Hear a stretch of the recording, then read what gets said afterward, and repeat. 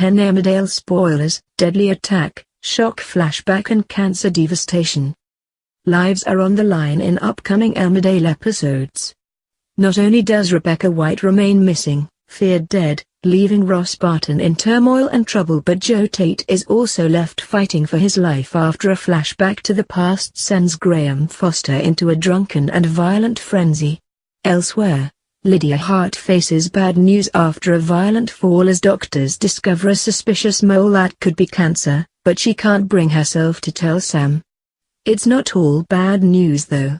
The Robron wedding gets closer as Liv, Flaherty and Charles Dingle help Perrin plan his proposal to Robert Sugden. Monday 30th July. Liv and Chas want to help Perrin to propose to Robert and set up a plan to get the ball rolling, but will it pay off? Later, both of the wannabe grooms end up in their layby and talk things through, but will an engagement follow? Sam comes clean to Lydia, revealing that he helped Alice to die and he is terrified of how Samson would react.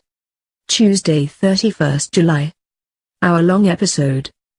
Graham hits rock bottom as flashbacks torment him and we get an insight into the harrowing moments of his wife's death.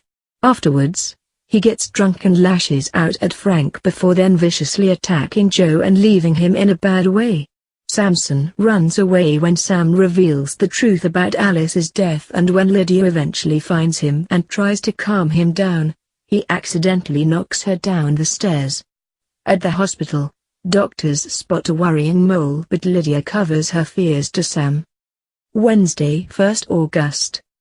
Sam and Samson invite Lydia to accompany them to Lydia's grave, and it makes her think about what it would do to them if she did have cancer and they had to go through this again.